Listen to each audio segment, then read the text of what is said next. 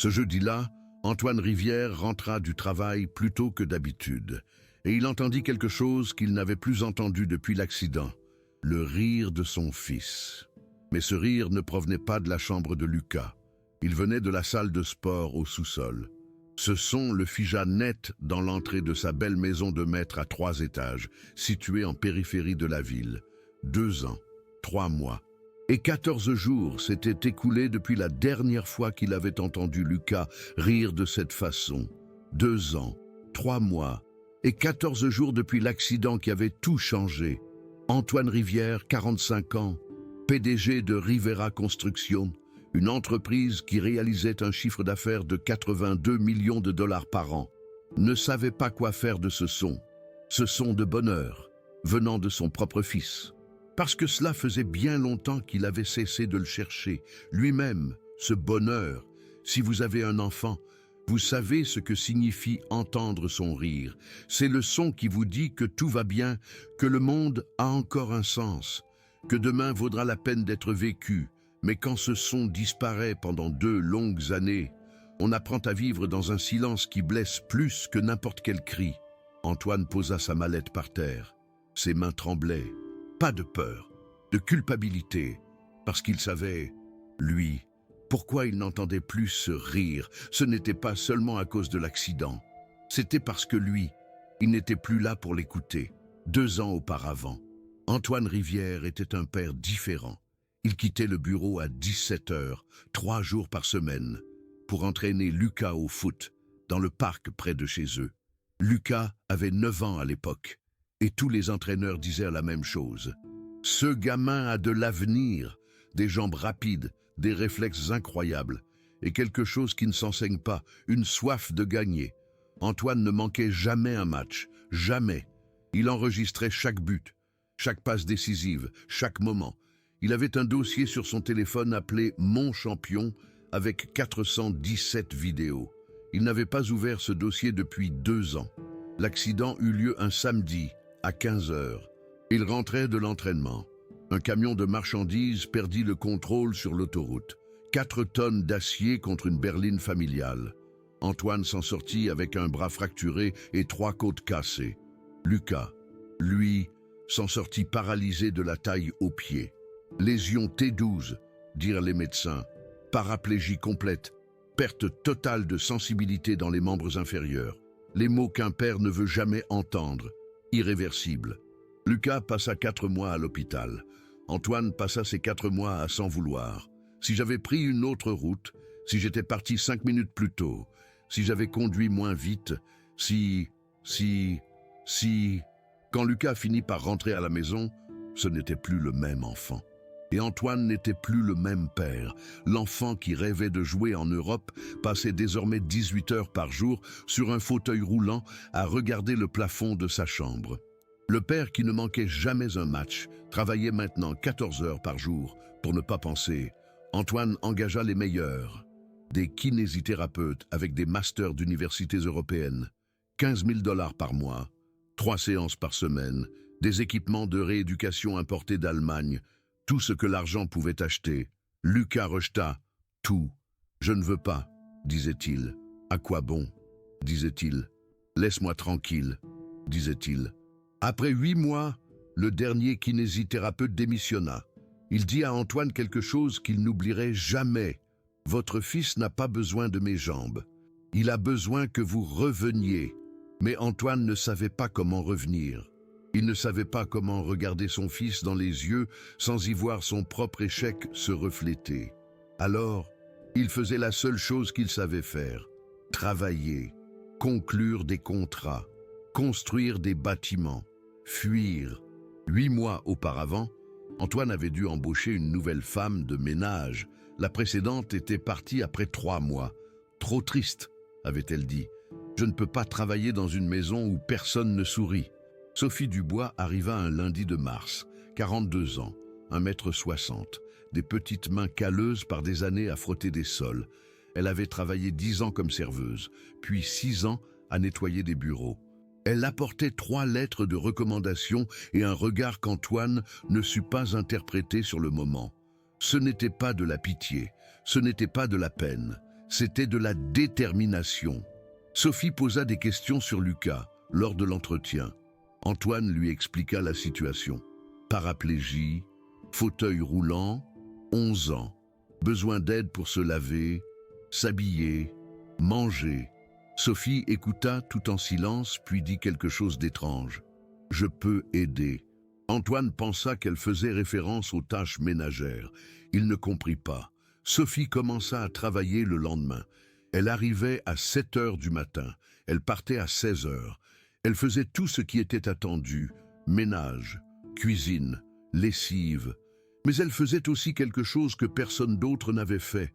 Elle parlait à Lucas, pas comme les kinésithérapeutes, avec ce ton professionnel et distant, pas comme les médecins, avec cette compassion simulée qui sonne comme un manuel.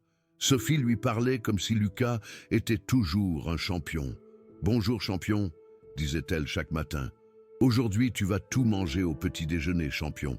Aujourd'hui, c'est une belle journée pour être fort, champion. » Les premières semaines, Lucas l'ignora complètement. Il ne la regardait même pas. Sophie n'abandonna pas. La première semaine, Lucas ne lui adressa pas un seul mot. Il regardait seulement par la fenêtre pendant que Sophie préparait son petit déjeuner, l'aidait à s'habiller, rangeait son fauteuil. Silence total. La deuxième semaine, Lucas dit « merci » une fois, seulement une fois, le mercredi matin. Sophie avait préparé des crêpes, les préférées de Lucas selon ce qu'Antoine lui avait dit. Lucas mangea 2 bouchées et dit « merci », si bas qu'on l'entendit à peine. Mais il le dit. Sophie sourit comme si elle avait gagné à la loterie. La troisième semaine, Lucas posa une question. « Pourquoi tu m'appelles champion ? Je ne suis pas un champion, plus maintenant. » Sophie arrêta de nettoyer. Elle s'assit à côté de lui. Elle lui dit quelque chose que Lucas n'attendait pas. Parce que les champions ne sont pas ceux qui gagnent toujours. Ce sont ceux qui continuent d'essayer quand personne d'autre ne le ferait. Et toi, tu es toujours là. Ça fait de toi un champion. Lucas ne répondit pas. Mais ce soir-là, il laissa son assiette complètement propre pour la première fois depuis 2 ans. Antoine remarqua le premier changement 1 mois plus tard. Lucas était en train de déjeuner, pas tout, mais plus que d'habitude. Avant, il laissait les 3/4 de son assiette. Maintenant, il en laissait la moitié, petit, insignifiant, mais quelque chose. Le deuxième changement arriva au cours du 2e mois. Antoine descendit prendre son petit déjeuner un samedi.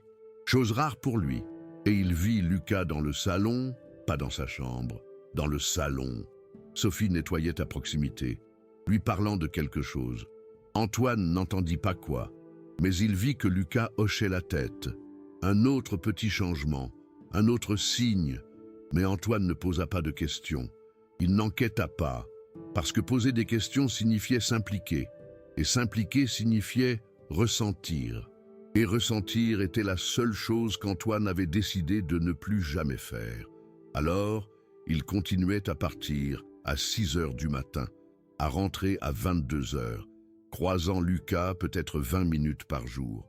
20 minutes avec son unique fils. Au 4e mois, la babysitter du week-end a fait une remarque étrange à Antoine Rivière. Lucas avait demandé après vous samedi. Il voulait savoir à quelle heure vous rentriez. Antoine a senti quelque chose dans sa poitrine, quelque chose de pointu, quelque chose qui faisait mal. Il a demandé à la babysitter « Et qu'est-ce que vous lui avez dit ?» Je lui ai dit la vérité, que je ne sais pas, que vous rentrez quand vous pouvez. Antoine est monté dans son bureau à la maison et a fermé la porte. Il n'a pas pleuré. Ça faisait 2 ans qu'il n'avait pas pleuré. Mais il est resté assis là, dans l'obscurité, pendant 40 minutes, sans rien faire, juste à penser à la question que son fils avait posée. À quelle heure papa rentre? Une question simple. Une question que n'importe quel enfant pose. Mais Lucas ne l'avait pas posée depuis 2 ans, parce qu'il avait arrêté de l'attendre. Pensez-y une seconde. Votre fils arrête de demander après vous, pas parce qu'il est en colère, pas parce qu'il ne vous aime pas, mais parce qu'il a déjà appris que vous ne serez pas là. Alors il arrête de demander, pour se protéger, pour ne pas ressentir la déception à chaque fois. Et maintenant, Lucas revenait à demander. Après 2 ans de silence, Il revenait à chercher son père. Ça signifiait que quelque chose avait changé, que Lucas avait de l'espoir à nouveau. Et Antoine ne savait pas si c'était beau ou terrifiant, parce que maintenant que Lucas revenait à le chercher, Antoine allait devoir décider s'il allait être là ou s'il allait le laisser tomber à nouveau. Cette nuit-là, Antoine n'a pas dormi. Il est resté à regarder le plafond, pensant à son fils demandant à quelle heure papa rentre, pensant à tous les jours où il avait choisi de ne pas rentrer, toutes les excuses, toutes les réunions qui n'étaient pas aussi importantes qu'il le prétendait. Il s'est levé à 3 heures du matin, il est descendu à la cuisine, il a ouvert son téléphone, le dossier qu'il n'avait pas ouvert depuis 2 ans. Mon champion. 417 vidéos de Lucas jouant au foot, courant, riant, vivant. Antoine a ouvert la première, Lucas avait 7 ans. Il venait de marquer son premier but dans un tournoi officiel. Il a couru vers la caméra en criant « J'ai réussi, papa, j'ai réussi !» Antoine a fermé le téléphone parce qu'il ne pouvait plus regarder. Quelque chose était en train de changer chez Lucas, mais quelque chose devait aussi changer chez lui. Antoine ne savait pas quoi, mais quelque chose. C'est au 5e mois qu'Antoine a vu le calendrier. Il est arrivé tôt un jour, chose rare, 3 heures de l'après-midi. Il avait besoin de documents qu'il avait oubliés. Il est monté dans la chambre de Lucas pour lui demander quelque chose de trivial. Il ne se souvient plus quoi, et il a vu le calendrier accroché au mur près de la fenêtre. Un calendrier normal, de ceux qu'on offre dans les papeteries. Mais chaque jour avait une étoile dorée collée.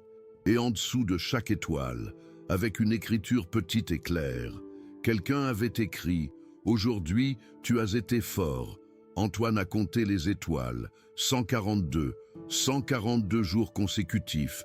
Il a demandé à Lucas « Qu'est-ce que c'est que ça ?» Lucas l'a regardé. C'était la première fois depuis des mois qu'il se regardait directement dans les yeux. Lucas a dit « C'est mon calendrier ». Antoine a demandé « Qui écrit ici ?» Lucas a répondu « Sophie ». Antoine voulait demander plus. Il voulait savoir pourquoi faire, qu'est-ce que ça signifiait, mais il ne l'a pas fait, parce que poser ces questions signifiait admettre qu'il ne savait pas ce qui se passait dans la vie de son propre fils. Alors il a juste hoché la tête et est sorti de la chambre. Cette nuit-là, Antoine n'a pas pu dormir. Il est resté éveillé, à penser à ces 142 étoiles dorées, à cette phrase répétée 142 fois. Aujourd'hui, tu as été fort. Fort en quoi? Fort comment? Une employée de maison qui gagnait 1 200 € par mois faisait quelque chose que les kinésithérapeutes à 15 000 € n'avaient pas réussi à faire. Elle arrivait à Lucas, mais Antoine ne savait toujours pas comment. 3 semaines de plus ont passé. Le calendrier a continué à se remplir d'étoiles. Antoine a commencé à arriver un peu plus tôt. Pas beaucoup. 6 heures du soir au lieu de 10. Juste pour voir, Lucas continuait à changer. Petits changements, mais des changements. Il souriait occasionnellement quand Sophie lui parlait. Il répondait à des questions complètes au lieu de monosyllabes. Un jour, Antoine l'a entendu rire. Juste une seconde, quelque chose que Sophie a dit. Mais c'était un rire réel. Antoine est resté debout dans le couloir, à écouter, sentant quelque chose qu'il n'avait pas senti depuis 2 ans. Quelque chose qui ressemblait à l'espoir, mais aussi quelque chose qui ressemblait à la douleur, parce qu'une étrangère était en train de réussir ce que lui ne pouvait pas. Une étrangère connaissait son fils mieux que lui, et ça faisait plus mal que l'accident lui-même. La première fois qu'Antoine a vu Lucas sourire, c'était un mardi, 6h30 du soir. Antoine est arrivé tôt pour une fois. Il est entré dans la maison et a entendu des voix dans le salon. Il s'est approché doucement. Sophie était en train de raconter quelque chose à Lucas, une histoire de quand elle était petite. Quelque chose à propos de son frère qui avait essayé de lui apprendre à faire du vélo et qu'ils avaient tous les deux fini dans un buisson de roses. Sophie riait et Lucas aussi. Antoine est resté là, caché derrière le mur, à voir son fils sourire. Combien de temps s'était-il écoulé depuis la dernière fois qu'il avait vu ce sourire? 2 ans, 2 ans, 3 mois, 27 jours. Antoine a senti quelque chose se briser à l'intérieur de sa poitrine. quelque chose qu'il retenait depuis tout ce temps. Il n'a pas pleuré, mais il a senti qu'il pourrait, pour la première fois depuis 2 ans, il a senti qu'il pourrait. Il est monté dans son bureau sans qu'on le voie. Il s'est assis à son bureau. Il a regardé la photo qu'il avait là. Lucas a 9 ans, en uniforme, tenant un trophée. La dernière photo de l'avant. Antoine avait passé 2 ans à éviter cette photo.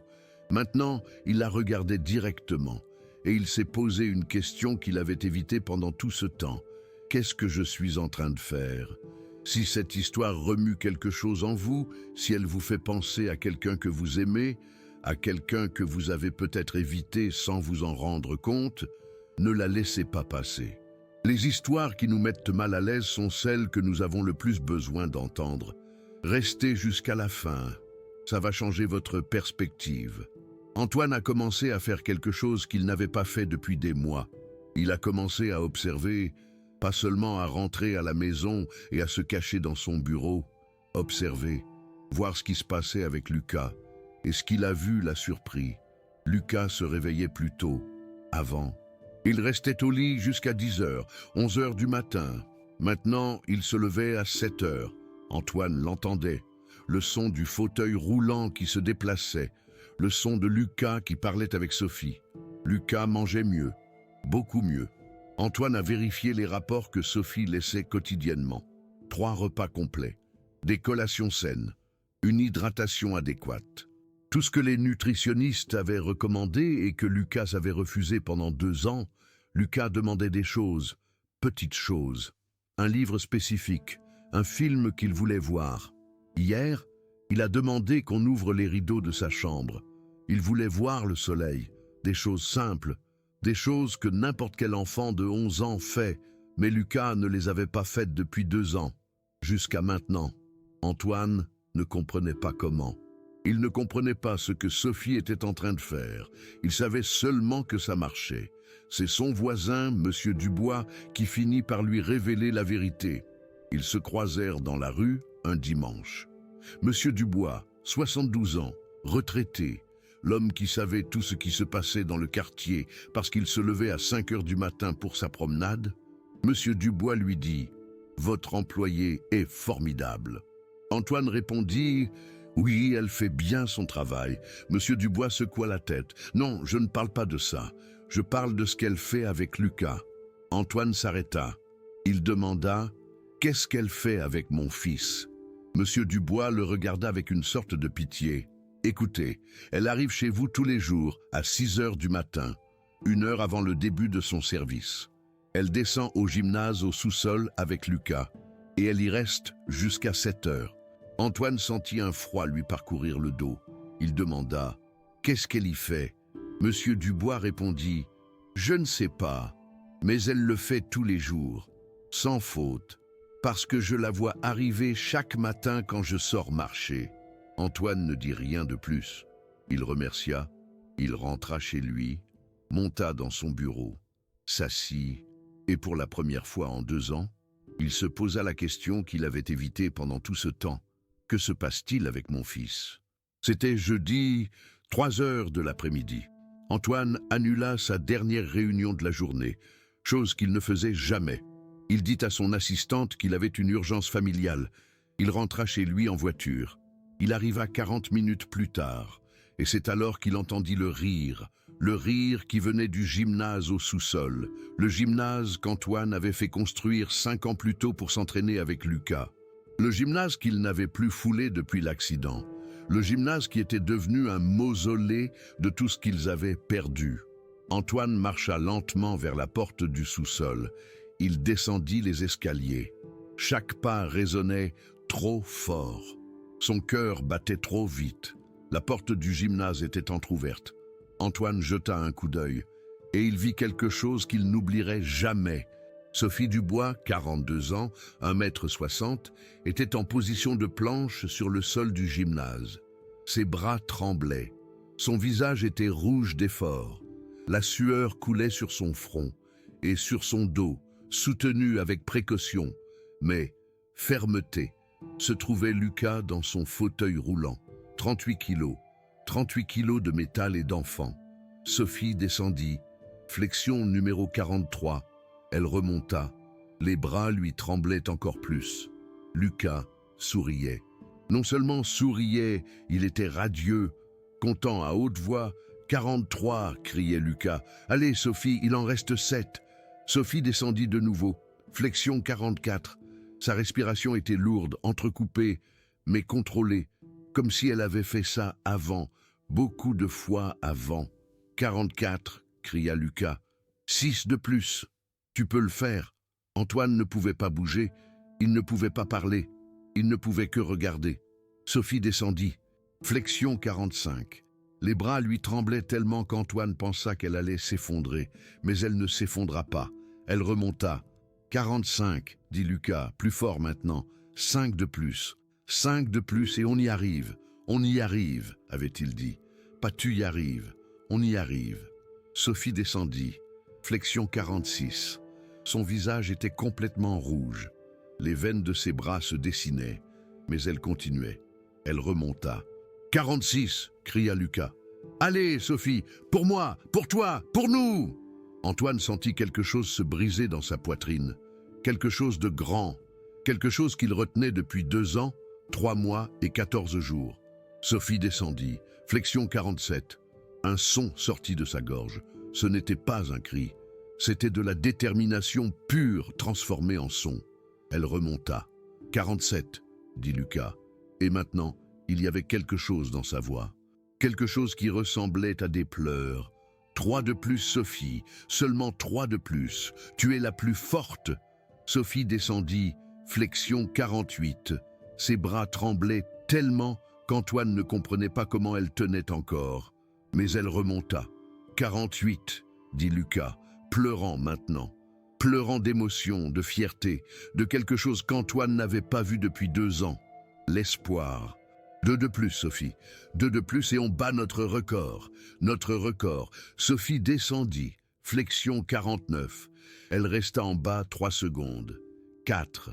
Antoine pensa qu'elle n'allait pas y arriver. Mais alors Sophie cria quelque chose. Pas des mots, juste de la force. Et elle remonta. 49, cria Lucas. 1 de plus. 1 de plus, Sophie. 1 de plus et on y arrive. 1 de plus et je suis fort. Et je suis fort. Sophie respira profondément. Antoine pouvait voir chaque muscle de son dos trembler.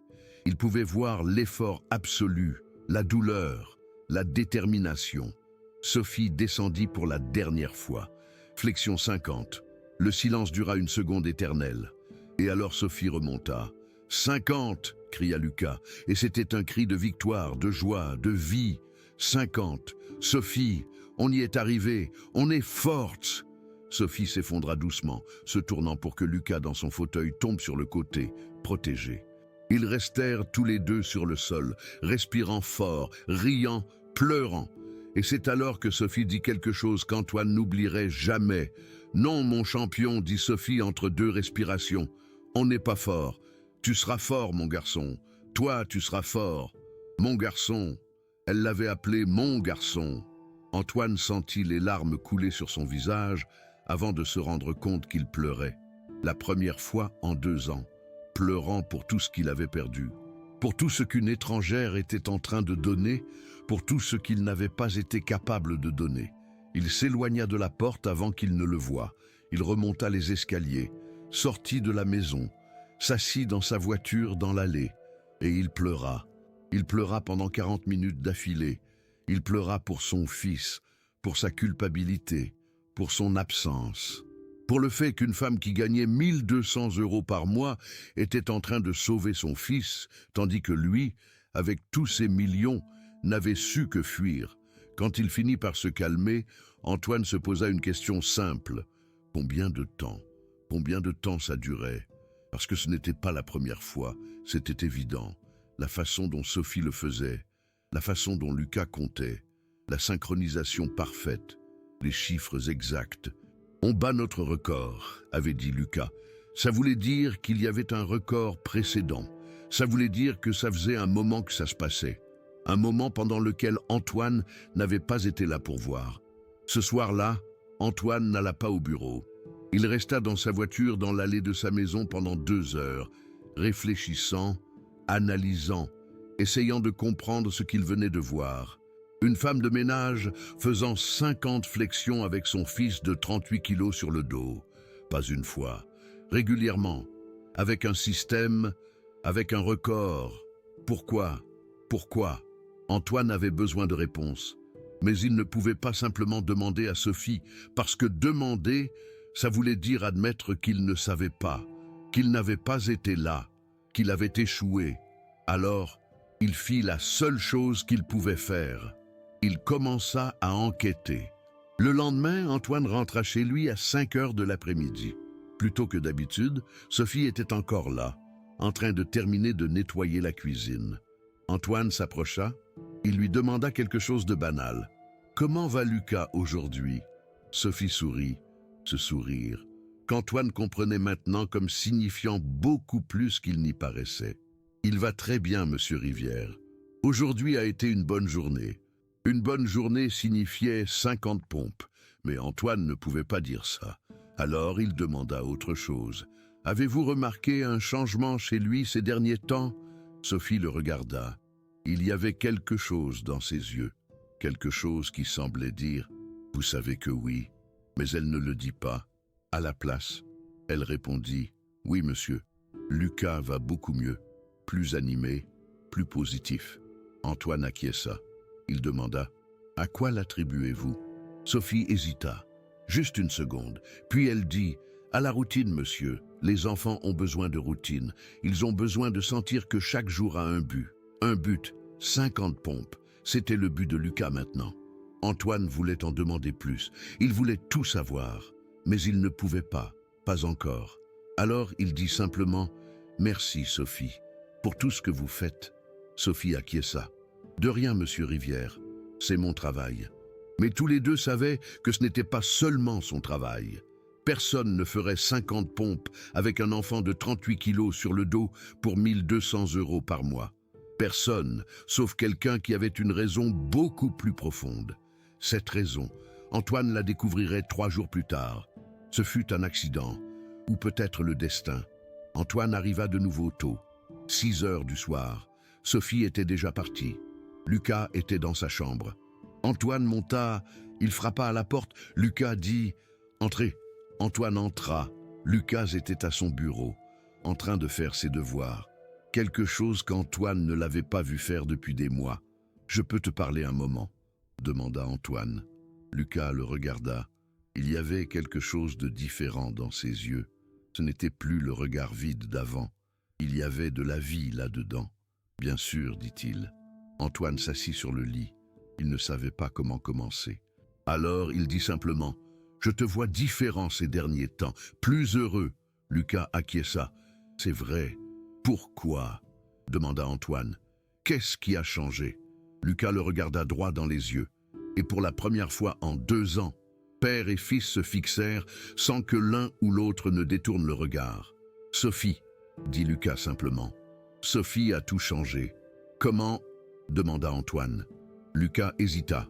Puis il dit « Elle me traite comme si j'étais encore normal, comme si je pouvais encore être fort, comme si ma vie ne s'était pas arrêtée dans cet accident. » Antoine sentit chaque mot comme un coup. « Ta vie ne s'est pas arrêtée, » dit Antoine, sa voix se brisant. « Je sais, » répondit Lucas, « mais j'avais besoin que quelqu'un me le démontre, pas me le dise, me le démontre, et Sophie te l'a démontré. » Lucas acquiesça. « Tous les jours, papa, tous les jours, elle me démontre que je peux être fort, que je peux aider, que je peux avoir un but. 50 pompes, pensa Antoine.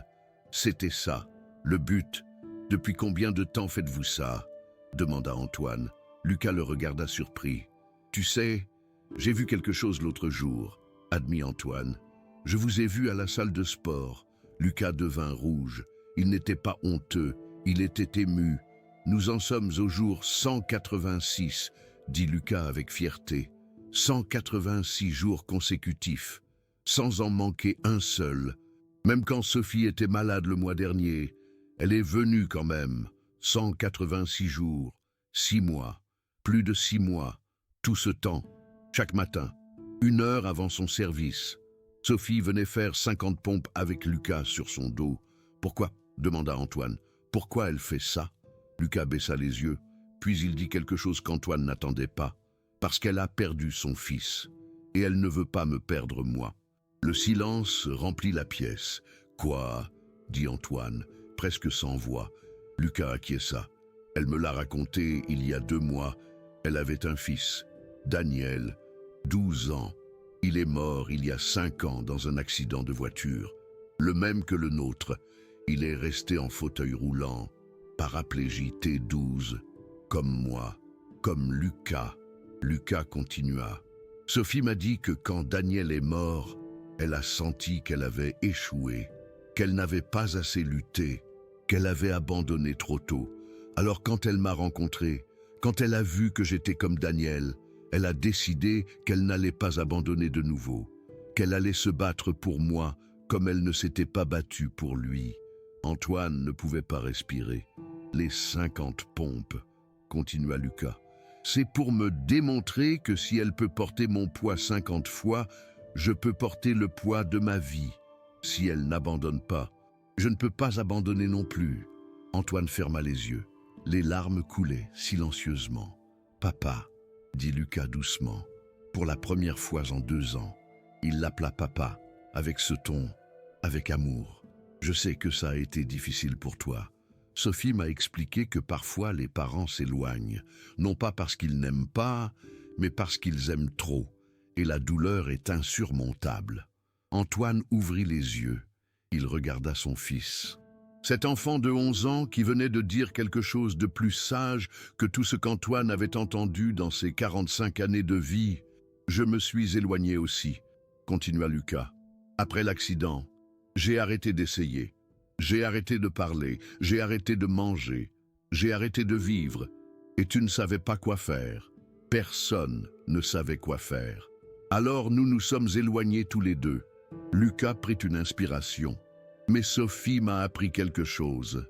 Elle m'a appris qu'être fort ne signifie pas ne pas tomber. Ça signifie se relever chaque jour et choisir d'essayer de nouveau.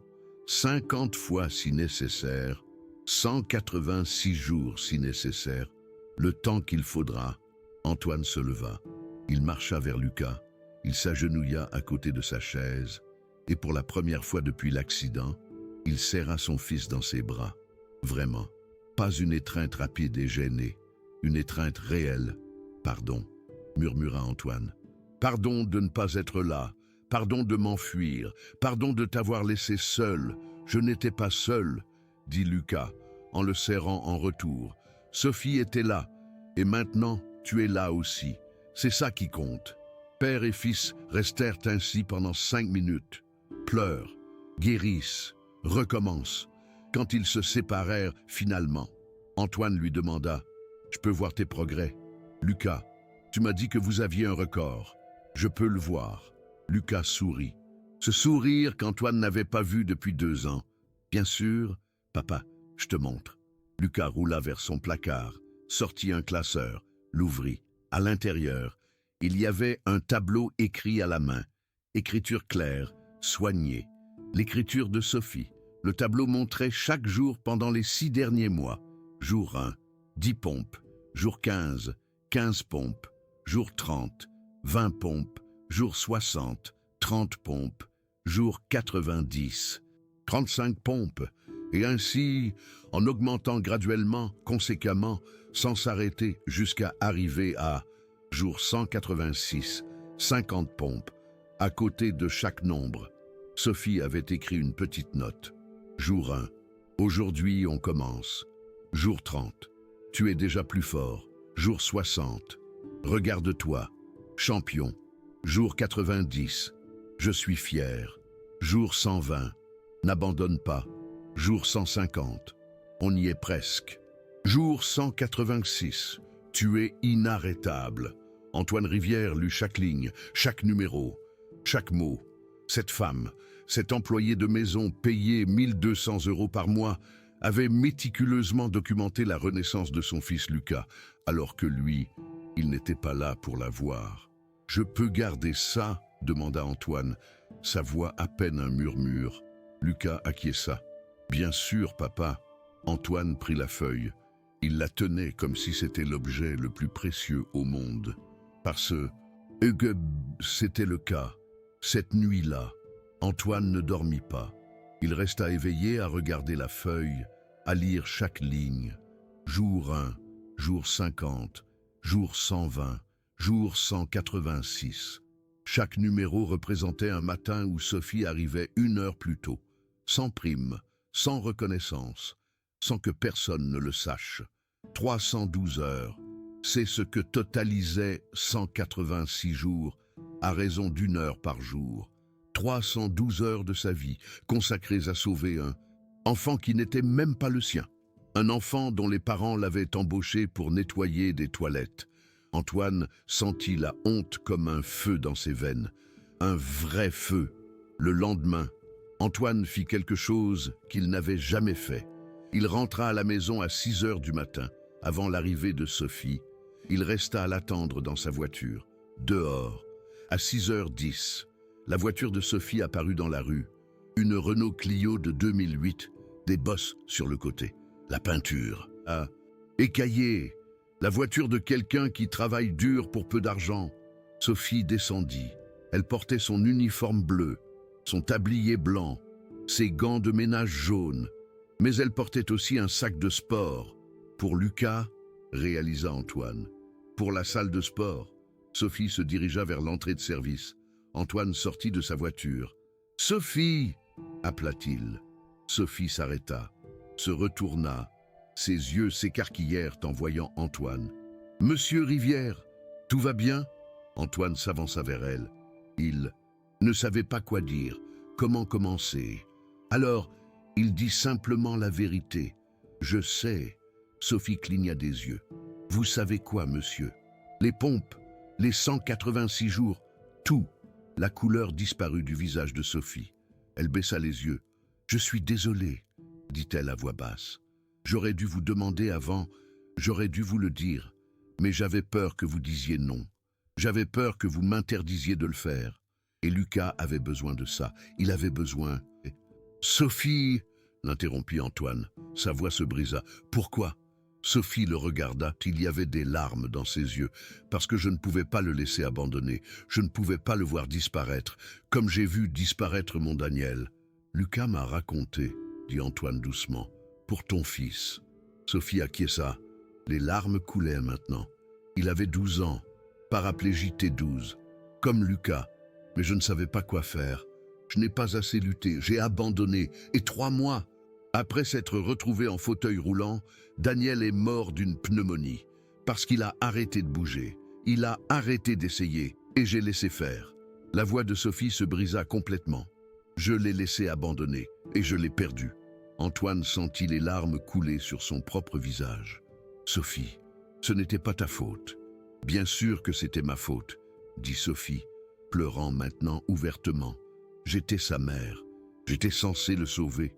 Lutter pour lui, le forcer à continuer, d'essayer, mais j'avais tellement peur, tellement fatigué, tellement perdu, et j'ai abandonné. Je l'ai laissé abandonner, et je l'ai perdu. Sophie se couvrit le visage avec ses mains. Alors, quand j'ai vu Lucas, quand j'ai vu qu'il était comme Daniel, le même âge, la même blessure, le même désespoir dans ses yeux, j'ai su que je ne pouvais pas le laisser faire. Je ne pouvais pas permettre à un autre enfant d'abandonner. Pas quand je pouvais faire quelque chose, n'importe quoi. Mais pourquoi les pompes ? Demanda Antoine. Pourquoi de cette façon ? Sophie prit une profonde inspiration, essaya de se calmer. Elle dit, parce qu'après la mort de Daniel, j'ai fait des recherches. J'ai lu tout ce que je pouvais sur la paraplégie, sur la rééducation, sur ce qui fait que certains enfants s'améliorent et d'autres non. Et j'ai trouvé quelque chose, ce n'est pas l'exercice physique qui fait la différence, c'est l'espoir.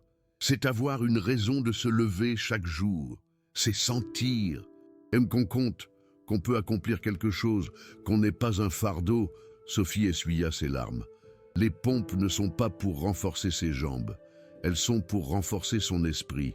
Chaque jour, Lucas me voit porter son poids 50 fois, et chaque jour, je lui démontre qu'il n'est pas un fardeau pour moi, que son poids est un privilège pour moi, que je choisirais de le porter 50 fois, 100 fois, 1000 fois, parce qu'il en vaut la peine. Antoine ne pouvait pas parler. Il ne pouvait qu'écouter. Et chaque jour, continua Sophie, quand je termine les 50 pompes, quand je suis épuisé, quand je n'en peux plus, je lui dis, tu seras fort, fils, pas tu es fort, pas tu étais fort, tu seras fort, futur, parce que je veux qu'il sache qu'il a encore un avenir, que ce n'est pas la fin, qu'il peut être fort à nouveau. Fils, dit Antoine, tu l'appelles fils. Sophie acquiesça, parce que, quand j'ai perdu Daniel, j'ai perdu l'opportunité d'être mère. Et quand j'ai rencontré Lucas, quand j'ai vu que je pouvais lui donner ce que je n'ai pas donné à Daniel, j'ai su que c'était ma deuxième chance. Pas pour remplacer Daniel, jamais, mais pour l'honorer, pour faire pour Lucas ce que je n'ai pas fait pour lui. Antoine fit un pas vers Sophie, la regarda droit dans les yeux. « Merci, dit-il, sa voix à peine un murmure. Merci d'avoir sauvé mon fils quand je ne savais pas comment faire. » Sophie secoua la tête. « Vous n'aviez pas besoin de savoir comment. Vous aviez juste besoin d'être là. Et maintenant, vous l'êtes. C'est ce qui compte. »« Je peux les voir aujourd'hui ?» demanda Antoine. « Je peux voir une séance ?» Sophie hésita. « Lucas sait que vous savez. »« Oui. Alors, oui. Vous pouvez voir ?» 20 minutes plus tard, Antoine était dans la salle de sport du sous-sol. Mais cette fois, il ne se cachait pas derrière la porte. Il était à l'intérieur, assis sur un banc, à regarder. Lucas était dans son fauteuil roulant à côté de Sophie. Quand Lucas vit Antoine, il sourit. Ce sourire qu'Antoine avait pensé qu'il ne reverrait jamais. « Tu es venu, papa ?»« Je suis venu, » dit Antoine. Sophie se positionna au sol. Position de planche. Lucas plaça son fauteuil roulant sur le dos de Sophie. Sophie ajusta la position et ils commencèrent. Antoine vit les 50 pompes, chacune. Il vit Sophie trembler. Il vit Lucas encourager. Il vit l'effort, la douleur, la détermination, la joie. Il vit son fils vivre. Et quand Sophie termina la 50e pompe, quand ils s'effondrèrent tous les deux en riant et en pleurant, Antoine sut quelque chose avec une absolue certitude. Il avait construit des immeubles pendant 20 ans. Il avait érigé des structures de 50 étages. Il avait conclu des contrats de 80 millions d'euros. Il avait été qualifié de « successful » par tous ceux qu'il connaissait. Mais cette femme de 42 ans, qui gagnait 1200 € par mois, avait construit quelque chose qu'il ne pourrait jamais construire avec tout son argent. Elle avait reconstruit son fils, et Antoine n'allait plus rester un spectateur. À partir de ce jour, Antoine arrivait à 6 heures du matin. Chaque jour, sans faute, il voyait chaque séance. Il encourageait, il pleurait, il célébrait, et lentement, très lentement, il commença à participer. D'abord, juste en étant là, puis en aidant Lucas à se positionner. Ensuite, en comptant les flexions avec Lucas. Enfin, en faisant des flexions lui-même, pendant que Sophie faisait les siennes. Père, fils et la femme qui les avait sauvés tous les deux, s'entraînant ensemble chaque matin. C'est lors de la 3e semaine que Sophie remarqua quelque chose. Elle avait terminé la 30e flexion quand Lucas dit quelque chose d'étrange. « Je sens des picotements. » Sophie s'arrêta. « Où, mon champion ?»« Dans ma jambe, la gauche, comme des fourmis. » Sophie descendit immédiatement Lucas de son dos. Antoine s'approcha. « Qu'est-ce qu'il y a ?» Sophie avait une expression qu'Antoine ne pouvait pas déchiffrer. Cela pouvait être de la peur. Cela pouvait être de l'espoir. « Lucas ?» dit Sophie avec précaution. « Où exactement sens-tu les picotements ?» Lucas pointa du doigt, ici, sur la cuisse. Sophie toucha la cuisse de Lucas. « Tu sens ça ?» Lucas acquiesça. « Oui, je le sens. » Le silence emplit la salle de sport. Sophie regarda Antoine. Ses yeux étaient énormes. « Ce n'est pas possible, » dit-elle à voix basse. Antoine comprit immédiatement. Lucas avait une paraplégie complète. T12, sans sensibilité dans les jambes. Les médecins avaient été clairs, irréversibles. Mais Lucas venait de dire qu'il sentait quelque chose. Il faut appeler le médecin, dit Antoine. Cet après-midi-là, Lucas avait un rendez-vous d'urgence avec le docteur Lemaire, le neurologue qui le suivait depuis l'accident. Le docteur Lemaire examina Lucas pendant 40 minutes. Test de sensibilité, test de réflexe, test qu'Antoine avait vu des centaines de fois au cours des 2 années précédentes. Mais cette fois, quelque chose était différent. Le docteur Lemaire toucha la cuisse gauche de Lucas avec une épingle. « Tu sens ça ?» Lucas acquiesça. « Oui. » Le docteur Lemaire déplaça l'épingle plus bas, au genou. « Et ça ?» Un peu à la cheville. « Ça ?» Non. Le docteur Lemaire enleva ses lunettes, les nettoya, les remit, répéta les tests, les mêmes résultats. Finalement, le docteur Lemaire s'assit, regarda Antoine, puis Lucas, puis Sophie, qui avait insisté pour les accompagner. « Ce n'est pas possible, » dit le docteur Lemaire lentement. « La paraplégie T12 complète ne se guérit pas. La littérature médicale est claire à ce sujet. Quand il y a une perte totale de sensibilité, elle ne revient pas. » « Mais, » demanda Antoine, son cœur battant si fort qu'il pensait que tout le monde pouvait l'entendre. « Mais Lucas a une sensibilité dans sa cuisse gauche, environ 60% de la sensibilité normale, et des traces de sensibilité jusqu'au genou. Qu'est-ce que ça veut dire ?» demanda Sophie. Le docteur Lemaire secoua la tête. « Honnêtement, je ne sais pas, j'ai vu des améliorations dans des cas de paraplégie incomplète, mais Lucas avait une paraplégie complète. Il ne devrait pas y avoir d'amélioration. Et pourtant, il y en a une. » Le docteur Lemaire regarda Antoine. « Vous avez fait quelque chose de différent, une nouvelle thérapie, un traitement expérimental. » Antoine regarda Sophie. Sophie regarda le sol. « Des flexions, » dit Lucas soudainement. « Sophie fait 50 flexions avec moi sur son dos. Tous les jours, 193 jours consécutifs maintenant. » Le docteur Lemaire cligna des yeux. « Pardon ? Quoi ?» Sophie intervint. « Je fais 50 flexions avec Lucas sur mon dos chaque matin, comme exercice, comme motivation, pour lui montrer qu'il peut être fort. » Le docteur Lemaire resta silencieux pendant un long moment.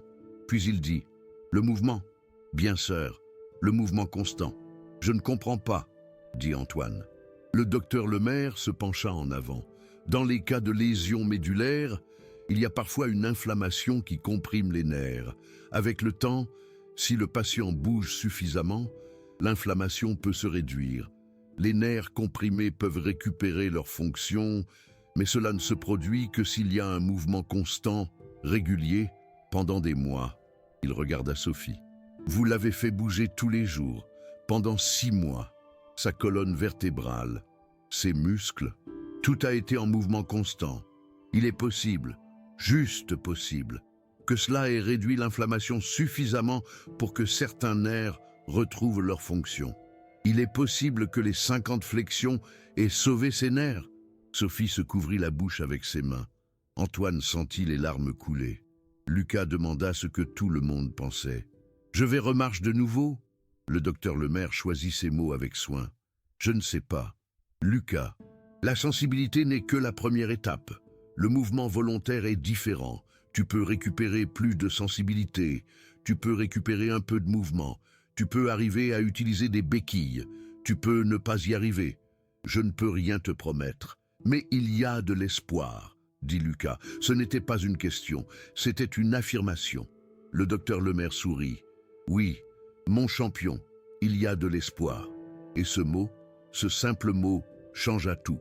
Si vous êtes arrivé jusqu'ici, si cette histoire vous a touché, je vous demande quelque chose. Pensez à quelqu'un dans votre vie qui a besoin que vous croyiez en lui. Quelqu'un qui est dans son fauteuil roulant métaphorique. Quelqu'un qui a abandonné et décidé d'être sa Sophie. Décidé d'être la personne qui porte son poids 50 fois par jour si nécessaire. Parce que cette décision, cette simple décision de ne pas abandonner quelqu'un, peut sauver une vie. Littéralement, les semaines suivantes furent des montagnes russes émotionnelles. La sensibilité dans la cuisse de Lucas augmentait graduellement, 60%, puis 65%, puis 70%. Chaque amélioration était petite, Mais chaque amélioration était un miracle. Antoine avait réduit sa charge de travail de 50%. Il délégua des projets, refusa des contrats. Pour la première fois en 20 ans, il donna la priorité à son fils plutôt qu'à l'argent. Et il découvrit quelque chose de surprenant. Il était plus heureux. Sophie continuait d'arriver à 6 heures du matin, continuait à faire les 50 flexions. Mais maintenant, Antoine était là, chaque jour, sans faute. Et un soir, 3 semaines après le rendez-vous chez le docteur, Sophie montra quelque chose à Antoine qui le bouleversa complètement. Ils étaient dans la cuisine. Lucas était déjà dans sa chambre. Sophie rangeait les dernières assiettes. Antoine lui demanda quelque chose auquel il pensait depuis des jours. « Sophie, je peux te demander quelque chose ?»« Bien sûr, monsieur Rivière. Pourquoi tu ne m'as jamais rien dit? À propos des flexions, à propos de Daniel, à propos de tout. » Sophie arrêta de laver l'assiette dans ses mains, sécha ses mains avec un torchon, regarda Antoine. « Parce que j'avais peur, » dit-elle simplement. « Peur que vous me disiez d'arrêter, peur de perdre mon travail, peur de perdre Lucas aussi. Je ne t'aurais jamais renvoyé, » dit Antoine. Sophie sourit tristement. « Vous ne comprenez pas. Monsieur Rivière, les gens comme moi, les gens qui nettoient les toilettes et lavent la vaisselle, on ne nous voit pas, on est invisible. Et quand on est invisible, on doit faire les choses en silence. Parce que si on parle, si on demande la permission, la réponse est toujours non. » Antoine sentit chaque mot comme un coup. « Mais il y a quelque chose que je veux vous montrer, » dit Sophie. « Quelque chose que j'ai enregistré. Si vous voulez le voir, qu'est-ce que c'est ?» Sophie sortit son téléphone, un vieux téléphone, avec l'écran rayé. Elle chercha quelque chose dans ses vidéos. Puis elle le montra à Antoine. « C'est du premier jour, » dit Sophie. Antoine regarda l'écran. Dans la vidéo, Lucas était dans le gymnase.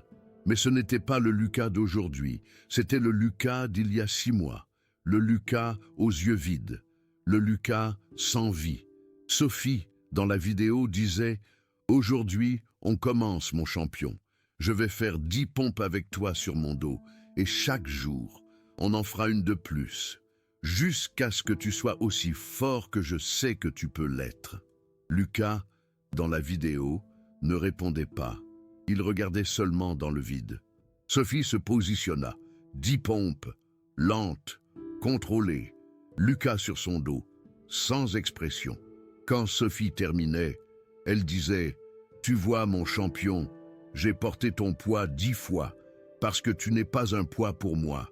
Tu es un privilège. » Lucas continuait de ne pas répondre. La vidéo se termina. Antoine avait les larmes aux yeux. Et maintenant aussi, Sophie changea pour la vidéo la plus récente, de la veille. Dans cette vidéo, Lucas était radieux, comptant chaque pompe, encourageant Sophie, riant quand il terminait. Et à la fin, Lucas disait quelque chose qu'Antoine n'avait jamais entendu auparavant. « Je t'aime, Sophie. » Et Sophie répondait « Moi aussi je t'aime, mon champion. » Antoine ne pouvait plus regarder. Il se couvrit le visage. Il pleura. Sophie rangea son téléphone. Elle posa une main sur l'épaule d'Antoine. « Il n'est pas perdu, monsieur Rivière. Il attendait juste que quelqu'un lui montre qu'il valait la peine d'être retrouvé. »« Merci, » murmura Antoine. « Merci de l'avoir trouvé quand je ne savais pas comment faire. »« Vous l'avez trouvé aussi, » dit Sophie. « Il avait juste besoin de temps. Et maintenant, il est là. C'est la seule chose qui compte. » Antoine leva les yeux. « Je veux vous engager comme son thérapeute officiel. Je vous paierai tout ce qu'il faudra. Nommez votre prix. » Sophie secoua la tête. « Non, monsieur Rivière. »« Pourquoi pas? Parce que je ne fais pas ça pour l'argent. Je fais ça par amour, pour Daniel, pour Lucas, pour moi-même. Si vous me payez plus, ça devient un travail. Et je ne veux pas que ce soit un travail. Je veux que ce soit ce que c'est. Une mère sauvant le fils que le destin lui a enlevé. » Antoine comprit. « Alors, au moins, laissez-moi augmenter votre salaire. Pour tout le reste. Pour le ménage, la cuisine. Pour être ici. » Sophie réfléchit, puis elle acquiesça. « D'accord. Mais les pompes, celles-là, je les fais gratuitement. Toujours gratuitement. Toujours gratuitement. » Cette phrase resta gravée dans l'esprit d'Antoine pendant des jours. Cette femme offrait le plus grand cadeau que quelqu'un puisse offrir, son temps, son effort, son amour, et elle le faisait gratuitement, alors que lui, il avait passé 2 ans à acheter des thérapies chères qui ne fonctionnaient pas, parce qu'il pensait que l'argent pouvait acheter la guérison. Il s'était trompé, l'amour ne s'achète pas, il se donne, et Sophie l'avait donné tout ce temps. C'est à la semaine 5 que l'impossible se produisit. C'était un mardi. Séance de pompe numéro 217. Antoine était assis sur son banc habituel. Sophie était à la pompe 42. Et alors, Lucas cria « Attends !» Sophie s'arrêta immédiatement. Elle descendit Lucas. « Qu'est-ce qu'il y a, mon champion ?» Lucas regardait son pied gauche. Son expression était de choc absolu. « Papa !» appela Lucas. « Papa, viens !» Antoine s'approcha en courant. « Qu'est-ce qu'il y a ?» Lucas continuait de regarder son pied. « Je crois que je l'ai bougé. » Silence total. « Quoi ?» dit Antoine, presque sans voix. « Mon orteil, le gros orteil du pied gauche. Je crois que je l'ai bougé. » Sophie s'agenouilla près de Lucas.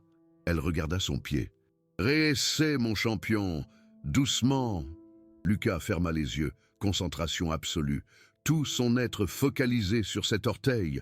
Et alors, si légèrement qu'on ne le voyait presque pas, l'orteil bougea, 1 millimètre, peut-être 2, mais il bougea. Sophie se couvrit la bouche. Antoine arrêta de respirer. « Je l'ai fait », murmura Lucas. « Je l'ai fait. Il a bougé. Mon orteil a bougé. » Et alors, Lucas commença à pleurer. Pas de tristesse, de joie, de choc, d'espoir réalisé. « Je l'ai fait, papa, je l'ai fait. J'ai bougé. Après 2 ans, j'ai bougé. » Antoine le serra dans ses bras.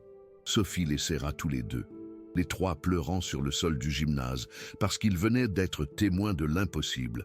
Un enfant atteint de paraplégie complète T12, irréversible selon tous les médecins, venait de bouger son orteil. La science disait que c'était impossible, mais l'amour avait rendu l'impossible possible. Le docteur Ramirez n'en revenait pas.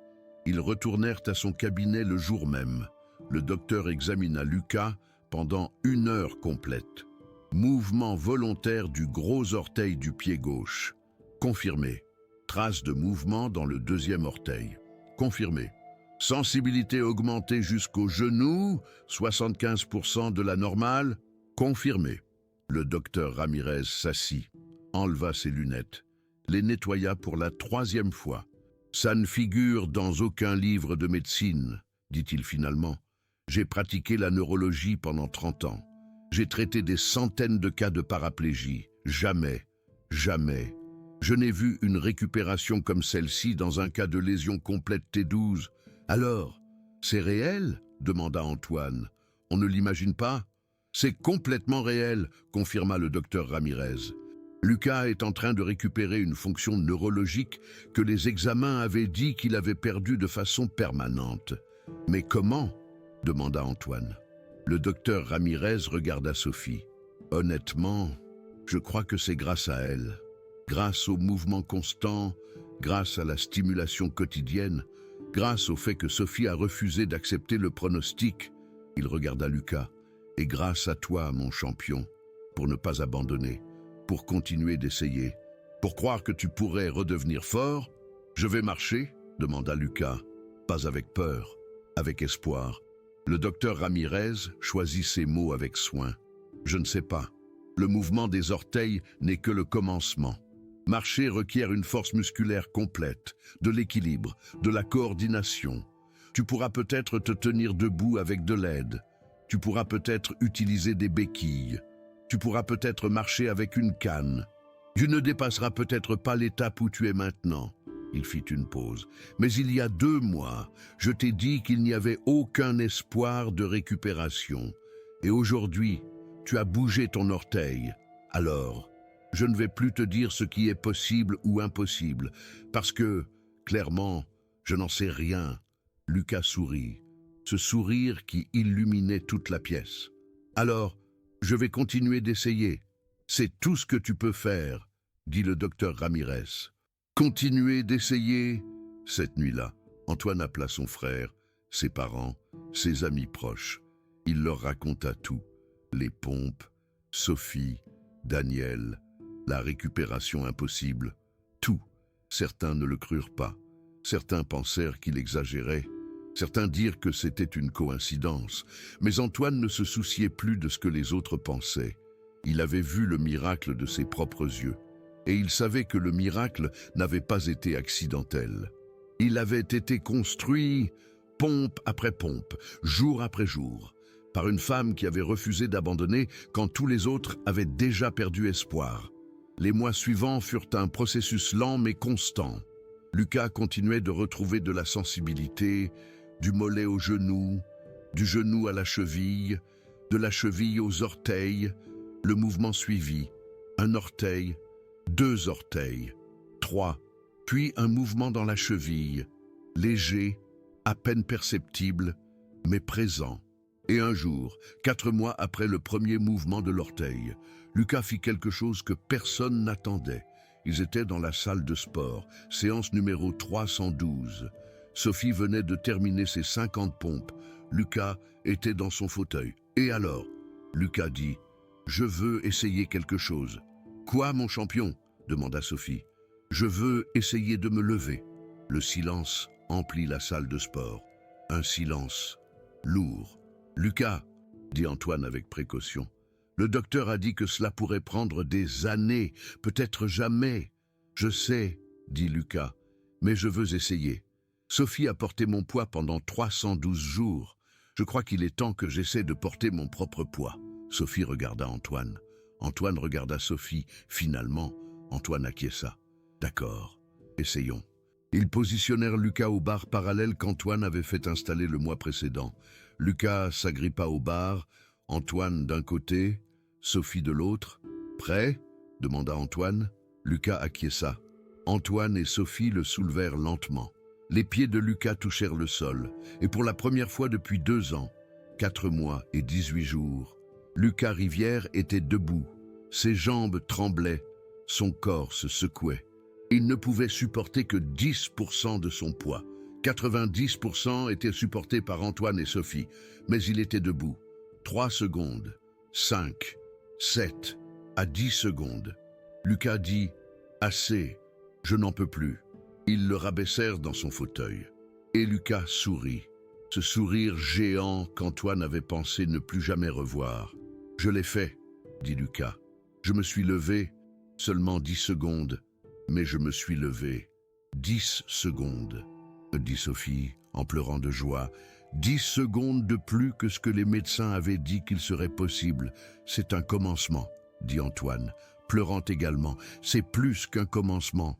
Papa, dit Lucas, c'est une promesse que si Sophie peut me porter 50 fois par jour pendant 312 jours, je peux apprendre à me porter moi-même. 1 seconde à la fois, 10 secondes à la fois, le temps qu'il faudra. Et Antoine sut, à ce moment précis, que son fils allait remarcher. Peut-être pas demain, peut-être pas dans 1 an, mais un jour. Parce que Lucas avait appris la leçon la plus importante que quiconque puisse apprendre. La force, ce n'est pas ne jamais tomber. La force, c'est se relever à chaque fois que l'on tombe. Et Lucas s'était relevé chaque jour, pendant 312 jours. Il n'allait pas s'arrêter maintenant. 1 an plus tard, Antoine Rivière était debout dans la salle de sport du sous-sol, la même salle de sport qu'il avait évitée pendant 2 ans. La même salle de sport où il avait été témoin du miracle. Mais aujourd'hui était différent. Aujourd'hui, il ne regardait pas Sophie faire des pompes. Aujourd'hui, il regardait son fils marcher. Lucas Rivière, 12 ans maintenant, était debout entre les barres parallèles, sans l'aide d'Antoine, sans l'aide de Sophie. Seulement lui et ses béquilles, un pied, puis l'autre, lentement, en tremblant, mais en se déplaçant. 5 pas, 10, 15. Antoine comptait chacun d'eux, comme Lucas avait compté les pompes de Sophie pendant 547 jours consécutifs. Parce que c'est ainsi que fonctionnent les miracles. On les compte, on les célèbre, on s'en souvient. Lucas arriva au bout des barres. Il s'arrêta, il respirait fort, il transpirait, mais il souriait. 19 pas, Papa, dit Lucas, hier, c'était 17. Avant-hier, c'était 15. Tu t'améliores chaque jour. Mon champion, dit Sophie depuis sa place à côté d'Antoine. Sophie n'était plus une employée de maison. Enfin, techniquement, elle l'était toujours. Mais personne dans la famille Rivière ne la voyait comme ça. Elle était de la famille. Elle était la femme qui avait sauvé Lucas quand personne d'autre ne savait comment faire. Antoine avait triplé son salaire, lui avait donné une assurance maladie complète, lui avait acheté une nouvelle voiture quand sa vieille Honda avait finalement rendu l'âme, lui avait donné tout ce que l'argent pouvait acheter. Mais Sophie continuait d'arriver à 6 heures du matin, continuait de faire ses 50 pompes avec Lucas, parce que certaines choses ne se font pas pour l'argent, elles se font par amour. « Je veux essayer sans les barres », dit Lucas soudainement. Antoine et Sophie échangèrent un regard. Sans les barres signifiait seulement des béquilles, seulement Lucas se soutenant lui-même. « Tu es sûr ?» demanda Antoine. Lucas acquiesça. « Sophie m'a porté pendant 547 jours. Je crois qu'il est temps que je me porte complètement seul. » Sophie s'approcha, embrassa Lucas sur le front. « Alors fais-le, mon champion. Montre-nous à quel point tu es fort. » Lucas prit une profonde inspiration, saisit ses béquilles, s'éloigna des barres et il marcha. Ce n'étaient pas des pas parfaits, ce n'était pas une marche normale. Ses jambes traînaient encore un peu, les béquilles supportaient la majeure partie de son poids, mais c'était une marche réelle, indépendante, sans aide. 3 pas, 5, 7, à 10 pas. Lucas s'arrêta, se tourna vers Antoine et Sophie, et il sourit. Ce sourire qui disait tout, qui disait « je l'ai fait », qui disait « je suis fort », qui disait « je n'ai pas abandonné ». Antoine ne put se retenir.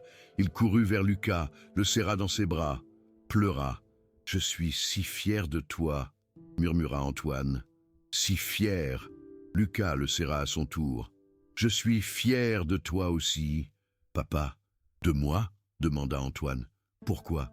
Parce que tu es revenu, parce que tu as décidé d'être ici, parce que tu as choisi d'essayer avec moi, comme Sophie m'a appris à essayer. » Antoine pleura plus fort. Sophie se joignit à l'étreinte. Les trois ensemble, la famille que la douleur avait brisée et que l'amour avait reconstruite. Ce soir-là, Antoine fit quelque chose qu'il planifiait depuis des mois. Il appela le docteur Ramirez, lui demanda s'ils pouvaient se rencontrer, pas comme docteur et patient, comme collègue, comme partenaire. « J'ai une idée, » dit Antoine, « et j'ai besoin de ton aide pour la réaliser. » 2 semaines plus tard, Antoine Rivière annonça quelque chose qui surprit tous ses proches.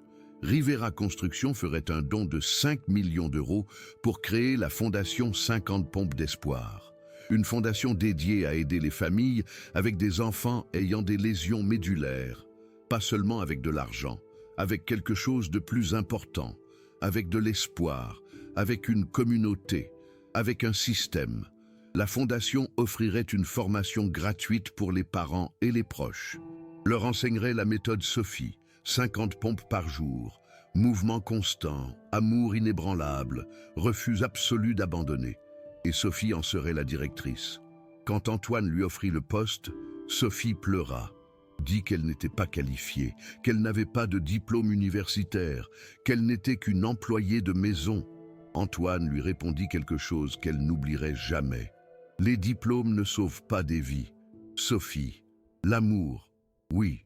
Et toi, tu as démontré plus d'amour en 547 jours que tous les professionnels diplômés qui ont essayé d'aider Lucas pendant 2 ans. Sophie a accepté. La fondation 50 pompes d'espoir a ouvert ses portes 6 mois plus tard. Le premier jour, 27 familles sont arrivées, 27 enfants en fauteuil roulant, 27 parents désespérés cherchant de l'espoir. Sophie leur a enseigné la méthode. 50 pompes par jour, ou 10, ou 5, ce qu'ils pouvaient. L'important n'était pas le nombre, c'était la consistance, c'était le message. Chaque pompe disait « tu n'es pas un fardeau ». Chaque pompe disait « je te porterai autant de fois que nécessaire ». Chaque pompe disait « je ne vais pas abandonner avec toi ». Et Lucas était là, marchant avec ses béquilles, leur racontant son histoire, leur montrant ses progrès. « Si moi j'ai pu le faire, vous pouvez le faire aussi », disait-il aux autres enfants. « Vous devez juste essayer, un jour à la fois, une pompe à la fois, un pas à la fois. » Certains enfants ont progressé de façon spectaculaire, d'autres n'ont progressé que légèrement. Certains n'ont pas progressé physiquement du tout, mais tous ont progressé émotionnellement, parce que tous ont appris la même leçon que Lucas avait apprise. La force ne vient pas des jambes, elle vient du cœur. Et quand quelqu'un est disposé à porter ton poids 50 fois par jour, quand quelqu'un refuse d'abandonner avec toi, quand quelqu'un t'aime suffisamment pour souffrir avec cet amour, alors tu découvres une force que tu ne savais même pas que tu avais. 2 ans après le jour où Antoine a vu Sophie faire 50 pompes pour la première fois, la famille Rivière était dans le jardin de sa belle maison de maître à 3 étages. C'était le 13e anniversaire de Lucas.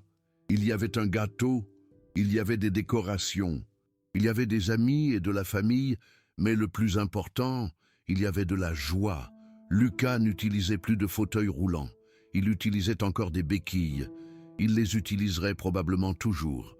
Les médecins ont dit que la récupération complète était impossible, et ils avaient raison.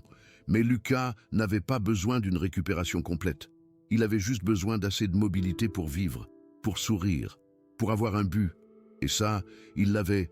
Antoine regardait Lucas jouer avec ses amis quand Sophie s'est approchée. « Merci », lui dit Antoine. « Pour tout. » Sophie sourit. « De rien, monsieur Rivière. » Antoine, la corrigea-t-il. « Plus monsieur Rivière, juste Antoine. Ou mieux encore, famille. » Sophie acquiesça, les yeux brillants. « Famille. Il y a quelque chose que j'ai toujours voulu te demander, » dit Antoine. « Ce premier jour, quand tu as vu Lucas, quand tu as décidé de faire les pompes, comment savais-tu que ça marcherait ?» Sophie rit doucement. « Je ne le savais pas. Je n'avais aucune idée si ça marcherait. Je savais juste que je devais essayer, parce que ne pas essayer signifiait abandonner encore une fois. Et j'avais déjà abandonné une fois avec Daniel. Je n'allais pas le refaire. Mais, et si ça n'avait pas marché ?» demanda Antoine. « Et si Lucas n'avait pas progressé du tout, aurais-tu continué à le faire ?» Sophie n'hésita pas une seconde. « Bien sûr. Parce que même si ses jambes ne s'étaient jamais améliorées, son cœur avait besoin de guérir. Et ça ne pouvait arriver que si quelqu'un lui démontrait qu'il valait encore la peine de se battre pour lui, qu'il était encore aimé, qu'il comptait encore. » Antoine sentit les larmes couler. « Comment puis-je te remercier?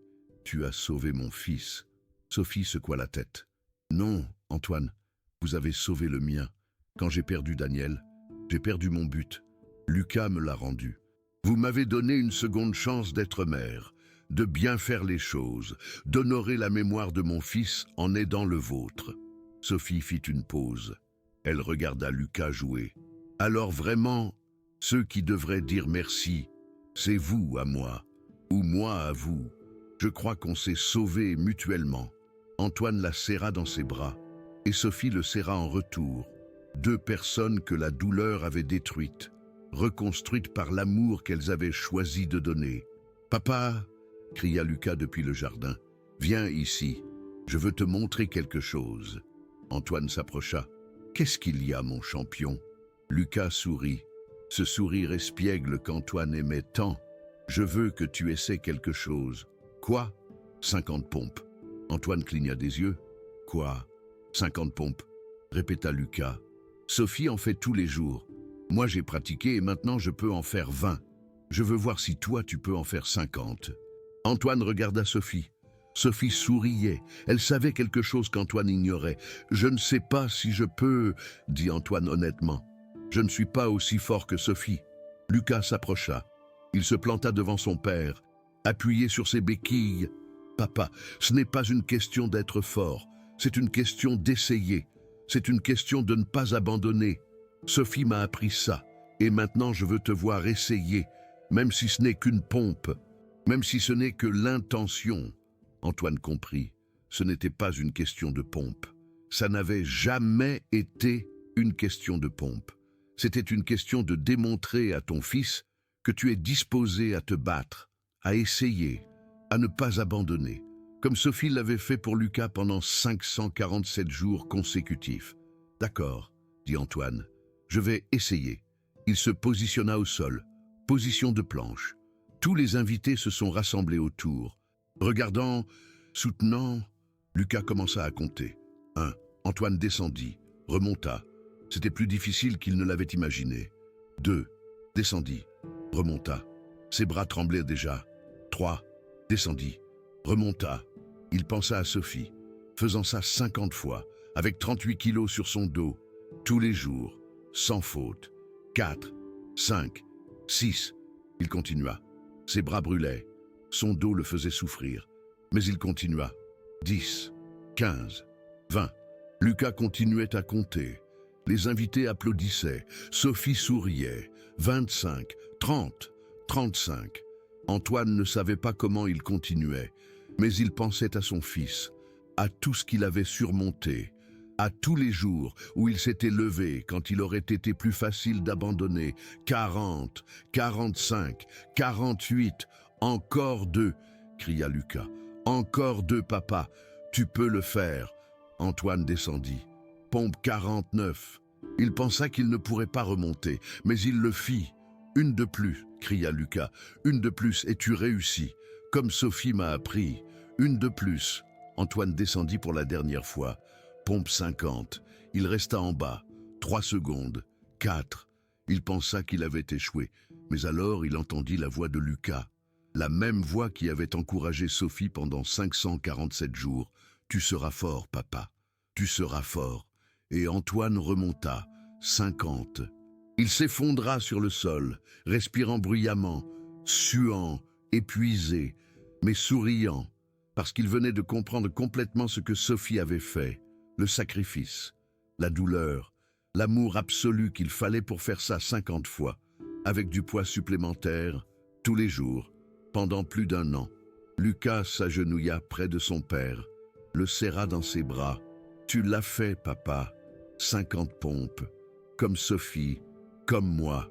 Maintenant, on est tous forts. » Antoine le serra dans ses bras. « Non, mon fils, c'est toi qui m'as rendu fort. Toi et Sophie, vous m'avez appris que la vraie force, ce n'est pas de ne pas tomber. C'est de choisir de se relever, de choisir d'essayer, de choisir de ne pas abandonner avec les personnes qu'on aime. » Lucas sourit. « Alors, tu vas continuer d'essayer avec moi ?» Antoine acquiesça. « Tous les jours. Pour le reste de ma vie, je vais continuer d'essayer avec toi. » Et ainsi, dans le jardin de sa maison, entouré de sa famille et de ses amis, Antoine Rivière comprit enfin la leçon qu'une femme de ménage à 1 200 € par mois lui avait enseignée. L'amour n'est pas seulement un sentiment, c'est une action, c'est une décision. C'est choisir de porter le poids de quelqu'un 50 fois par jour, si c'est ce qui est nécessaire. C'est refuser d'abandonner quand il serait plus facile de s'éloigner. C'est être présent quand chaque partie de vous a envie de fuir. C'est démontrer et pas seulement dire que quelqu'un compte. Et cette leçon, cette simple mais profonde leçon, changea tout. 5 ans plus tard, la fondation 50 pompes d'espoir avait aidé plus d'1 millier de familles. Certains enfants avaient retrouvé leur mobilité, d'autres non. Mais toutes les familles avaient retrouvé quelque chose de plus important. L'espoir, l'amour, un but. Sophie était toujours la directrice. Elle continuait d'enseigner la méthode. Elle continuait de raconter l'histoire de Lucas. Elle continuait de prouver que l'amour patient accomplit ce que l'argent désespéré ne pourra jamais acheter. Lucas avait 17 ans maintenant. Il n'utilisait plus de béquilles tous les jours, seulement quand il était fatigué. Il pouvait marcher sur de courtes distances sans aide. Il pouvait rester debout pendant des heures. Il pouvait vivre une vie presque normale, presque, mais pas complètement. Et c'était bien ainsi, parce que Lucas avait appris qu'on n'a pas besoin d'être parfait pour avoir un but. On a juste besoin d'être prêt à essayer. Lucas aidait maintenant à la fondation. Il entraînait d'autres enfants. Il leur racontait son histoire. Il leur montrait ses vidéos du premier jour. Il leur prouvait que la guérison était possible, que l'espoir était réel. Et chaque année, le jour de son anniversaire, Lucas faisait la même chose. Il se tenait dans la salle de sport du sous-sol, la salle de sport où tout avait commencé. Et il faisait 50 pompes, plus avec Sophie le portant. Maintenant, il les faisait seul, comme un hommage à la femme qui avait refusé d'abandonner avec lui, comme un rappel que la force est un choix, comme une promesse qu'il n'abandonnerait jamais ceux qui étaient comme lui, comme Sophie n'avait jamais abandonné avec lui. Et Antoine était là, chaque année, content, encourageant, pleurnichant, parce que lui aussi avait appris à faire 50 pompes. Non pas parce que c'était facile, parce que l'amour n'est jamais facile, mais parce qu'il avait appris que certaines choses valaient la peine de souffrir, et son fils en était une. Cette histoire n'a pas une fin parfaite. Lucas n'a jamais rejoué au foot professionnel comme il en rêvait. Il n'a jamais retrouvé 100% de sa mobilité. Il n'est jamais redevenu exactement celui qu'il était avant l'accident. Mais il est devenu quelque chose de mieux. Il est devenu quelqu'un qui comprenait la valeur de l'effort, le pouvoir de la persévérance, la force de l'amour inébranlable. Il est devenu quelqu'un qui savait que les miracles ne tombent pas du ciel. Ils se construisent, pompe après pompe, jour après jour, choix après choix. Et cette leçon qu'une femme de ménage appelée Sophie Dubois lui a enseignée en portant son poids 50 fois par jour pendant plus de 500 jours consécutifs, changea non seulement sa vie, elle changea des milliers de vies, parce que quand une personne choisit de ne pas abandonner une autre personne, quand une personne choisit de démontrer l'amour au lieu de simplement le dire, quand une personne choisit de porter le poids d'un autre 50 fois par jour, si c'est ce qui est nécessaire, alors les miracles ne sont pas seulement possibles, ils sont inévitables. Pense à quelqu'un dans ta vie en ce moment, quelqu'un qui se bat, quelqu'un qui est dans son propre fauteuil roulant, littéralement ou métaphoriquement, quelqu'un qui a besoin que tu croies en lui quand il ne croit plus en lui-même, et décide d'être sa Sophie. Décide d'être la personne qui refuse d'abandonner. Décide d'être la personne qui porte son poids 50 fois si nécessaire. Parce que cette décision, cette simple décision, pourrait faire la différence entre quelqu'un qui abandonne ou quelqu'un qui découvre qu'il peut redevenir fort. Et il n'y a pas de plus grand cadeau que tu puisses faire à un autre être humain que ça, l'espoir qu'il redeviendra fort. Il n'est pas fort maintenant, il n'est pas fort en ce moment, mais il sera fort. Futur, promesse, espoir. C'est ce que Sophie a donné à Lucas. C'est ce que Lucas a rendu à Antoine. C'est ce que nous pouvons tous donner à quelqu'un si nous choisissons d'essayer. 50 pompes d'espoir. Un choix à la fois.